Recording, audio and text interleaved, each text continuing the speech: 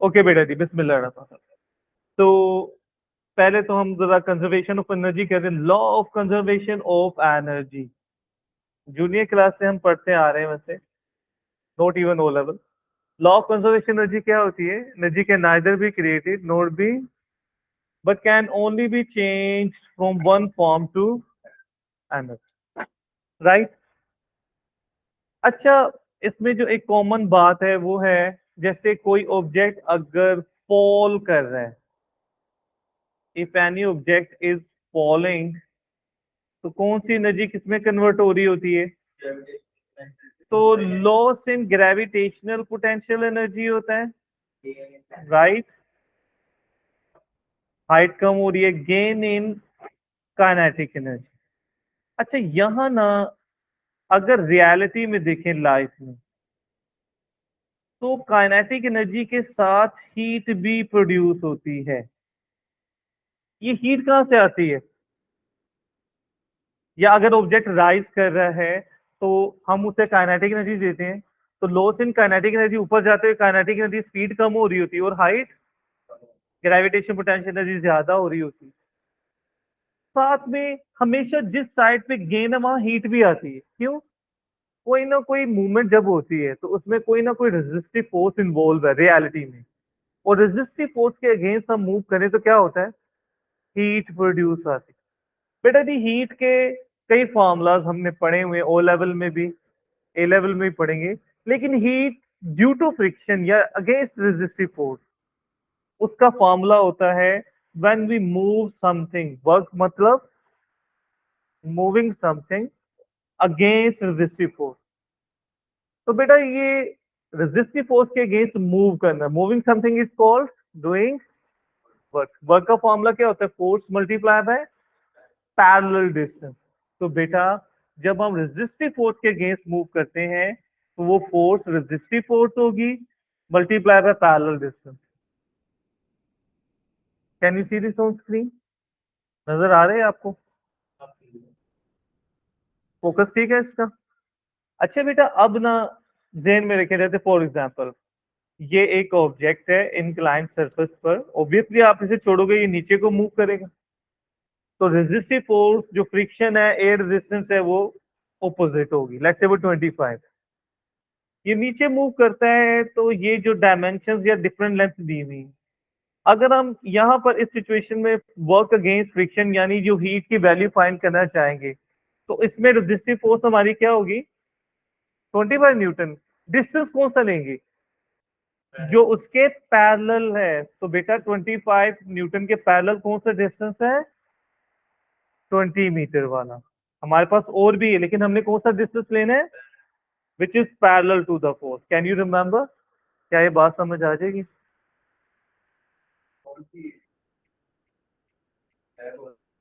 देखो, ऑब्जेक्ट अगर नीचे आ रहा है तो इसका मतलब 25 कौन सी फोर्स है?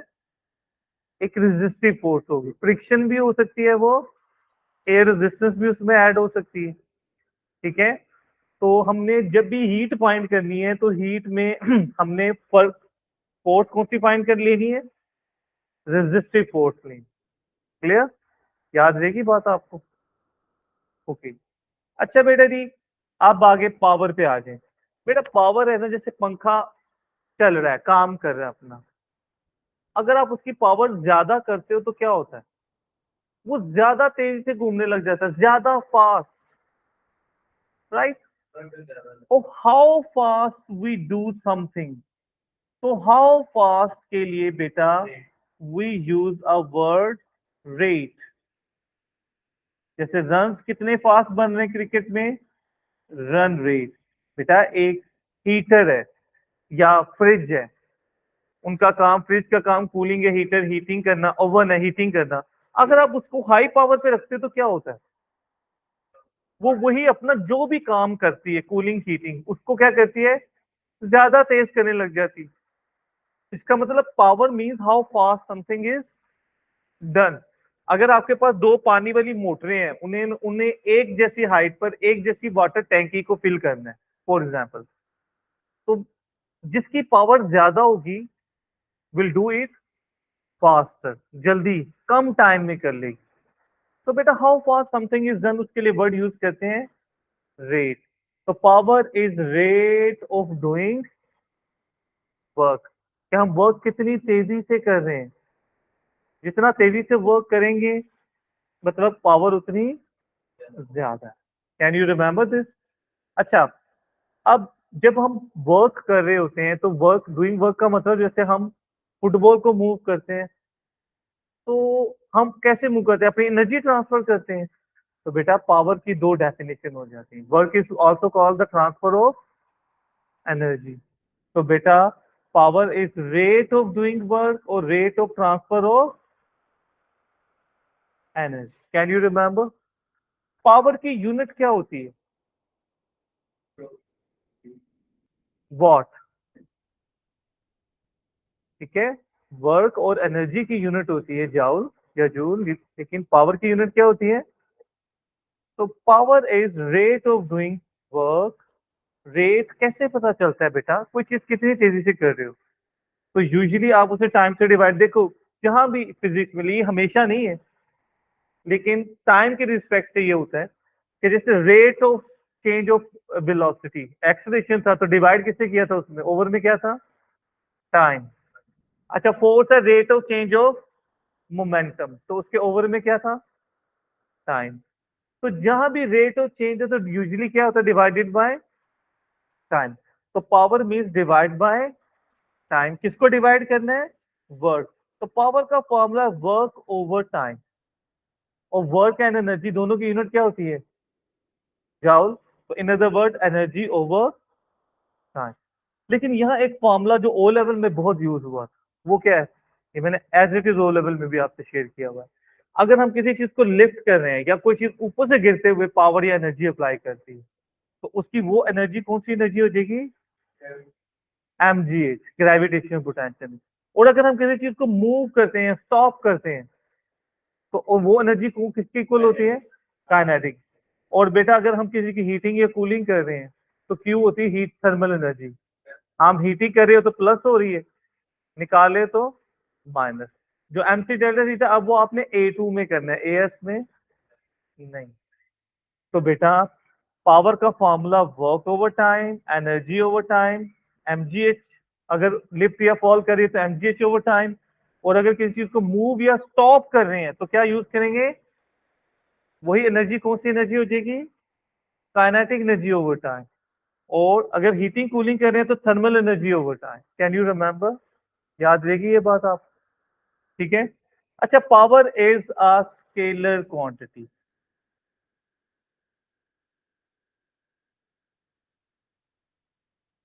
ये सब फॉर्मूलाज आपने ओ लेवल में भी किए हुए हैं, लेकिन एक फॉर्मूला जो सबसे ज्यादा यूज होगा ए लेवल में पावर का, वो है P is equal to F B.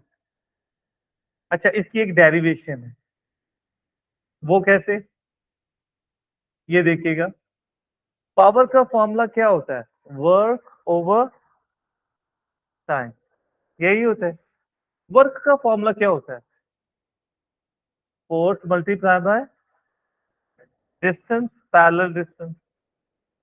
Perpendicular movement में होता है, तो force multiply by parallel distance over time. ऐसे ही यार, ये डिस्टेंस ओवर टाइम क्या होता है?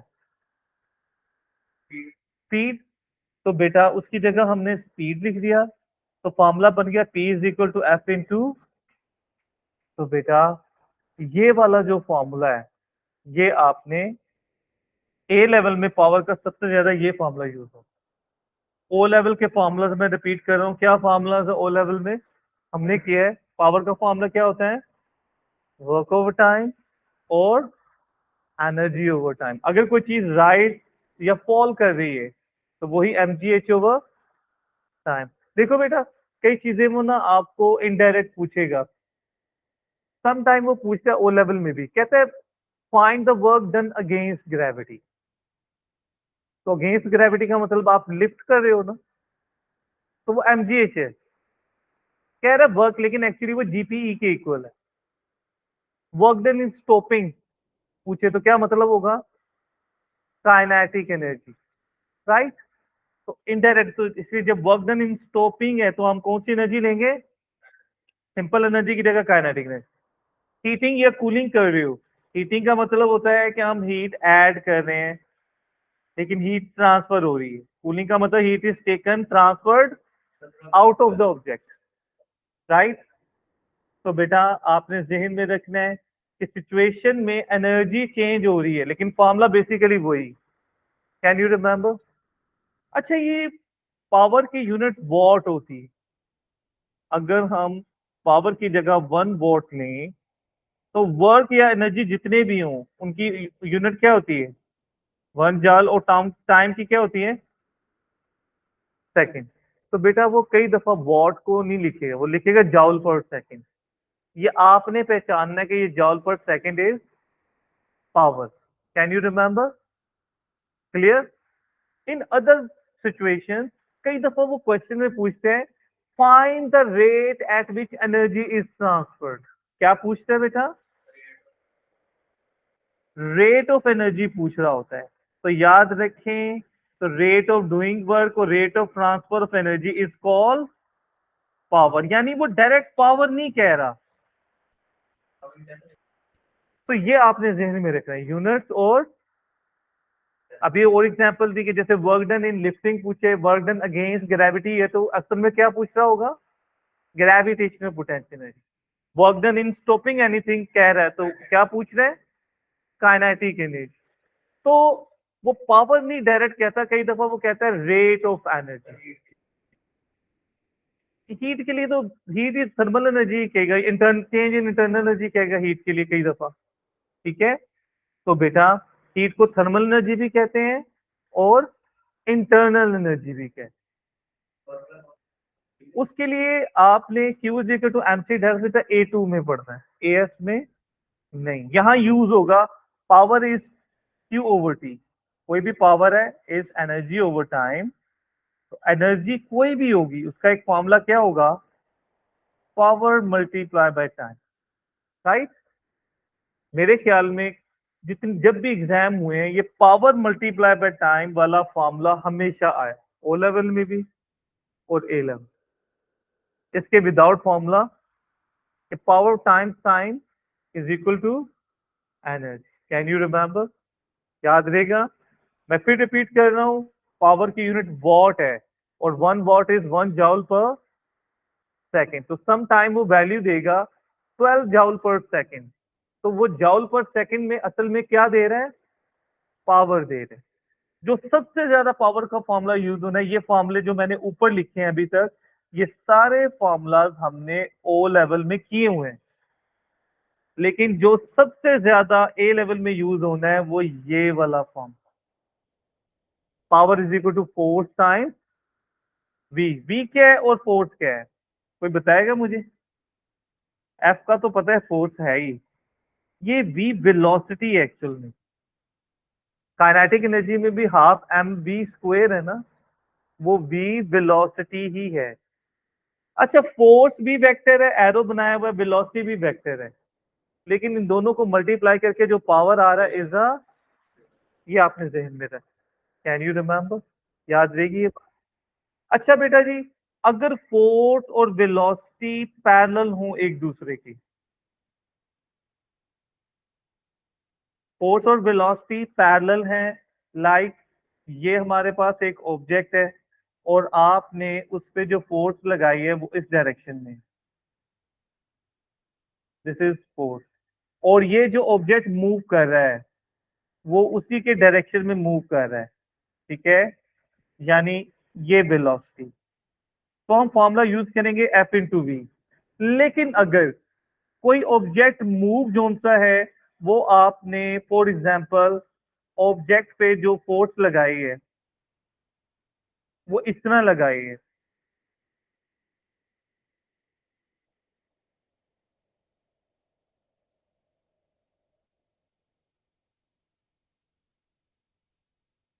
और जो ऑब्जेक्ट है वो इस डायरेक्शन में मूव कर रहा है,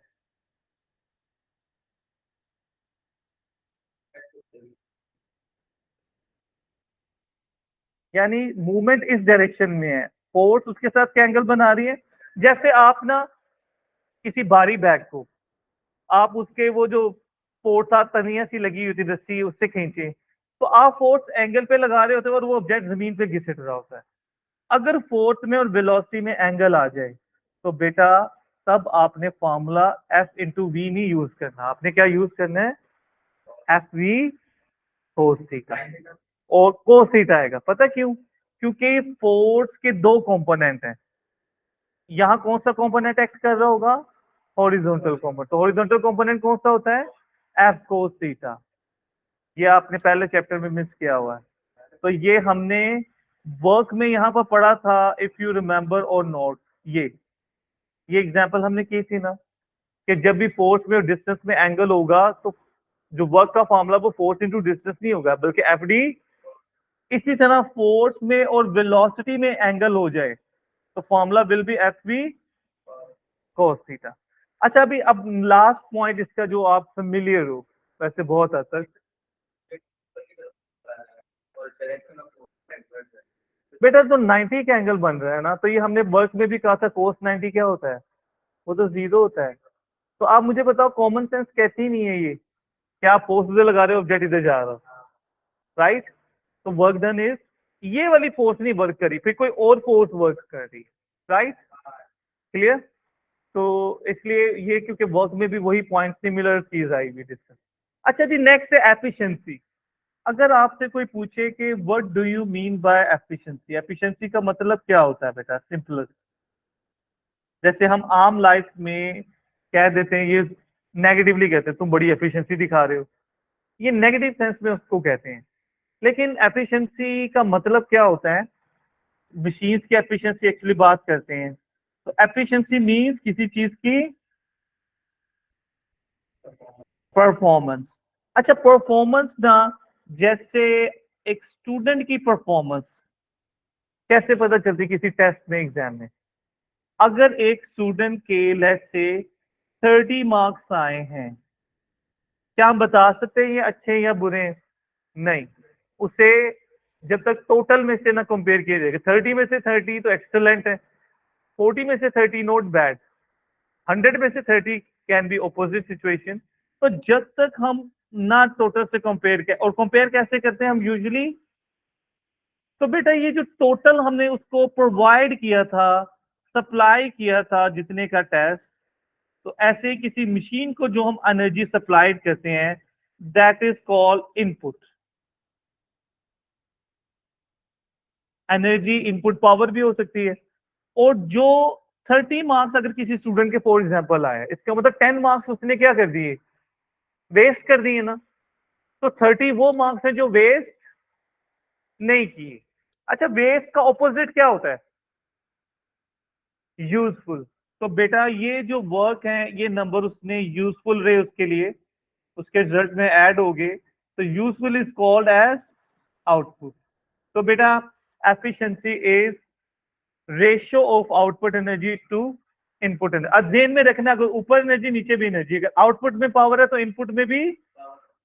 और यूजुअली हम परसेंटेज में करते हैं, जरूरी नहीं होता। अगर परसेंटेज में करना है तो मल्टीप्लाई बाय 100 कर दें, राइट? क्लियर? जी बेटा, यहां तक कोई आपके जहन में क्वेश्चन है, यू कैन आस्क।